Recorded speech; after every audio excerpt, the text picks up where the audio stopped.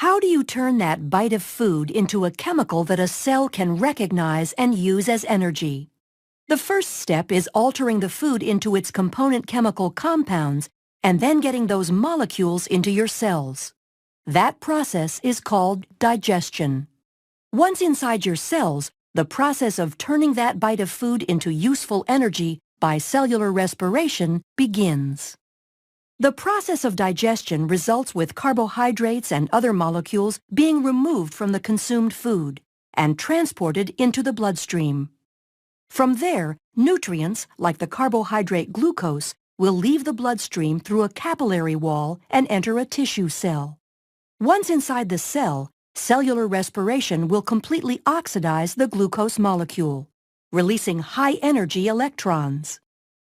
The overall goal is to make ATP, a storage form of energy for most cells. Cellular respiration is a four-stage process that begins with glycolysis. Glycolysis literally means splitting sugars, and it is the first step of cellular respiration, occurring in the cytoplasm of the cell.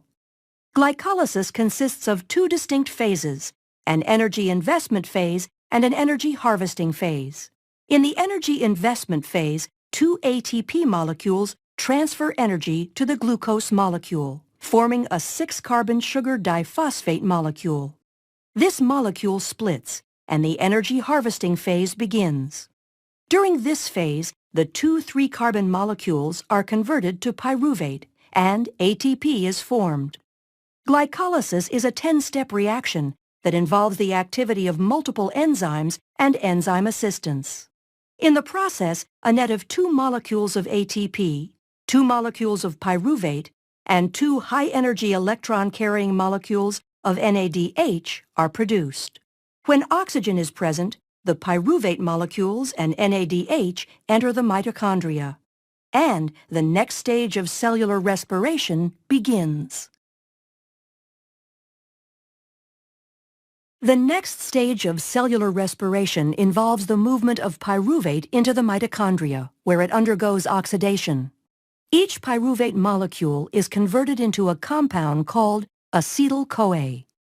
In the process of pyruvate oxidation, electrons are transferred to NAD, producing NADH, and a carbon is lost, forming carbon dioxide.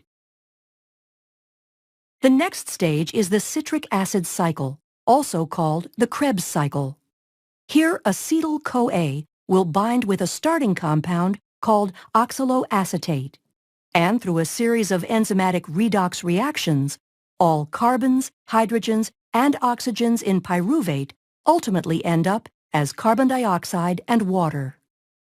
The pathway is called a cycle because oxaloacetate is the starting and ending compound of the pathway. For every glucose that enters glycolysis, the cycle completes twice, once for each molecule of pyruvate that entered the mitochondria. During pyruvate oxidation and the citric acid cycle, a net of 8 NADH, 2 FADH2, 2 ATP, and 6 CO2 are produced for each glucose molecule.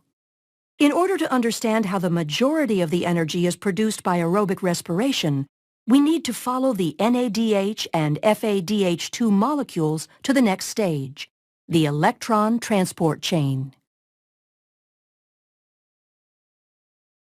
The electron transport chain is a series of membrane-bound carriers in the mitochondria that pass electrons from one to another. As the electrons are transferred between the membrane proteins, the cell is able to capture energy and use it to produce ATP molecules. Proteins in the chain pump hydrogen ions across a membrane. When the hydrogen ions flow back across the membrane through an ATP synthase complex, ATP is synthesized by the enzyme ATP synthase. Oxygen acts as the terminal electron acceptor.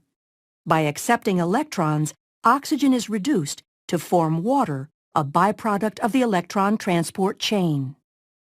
All the high-energy electron carriers from the previous stages of cellular respiration bring their electrons into the chain. From this, the bulk of ATP from the entirety of cellular respiration is produced. A net of 32 to 36 ATP. In summary, we have seen how the 4 stages of cellular respiration are responsible for converting the energy found in the glucose molecule into ATP, the energy battery of the cell. On average, 36 ATP molecules are produced per glucose molecule that entered the cell. In the process of producing ATP, oxygen is brought in from the bloodstream to be the final electron acceptor in the electron transport chain, and the carbon dioxide that is produced as a byproduct is released. The goal of cellular respiration is to transfer the energy from the food that we eat daily into ATP that our bodies can use. This process starts with the eating of a snack or meal and ends with capturing the energy from the complete breakdown of the nutrients into energy and carbon dioxide.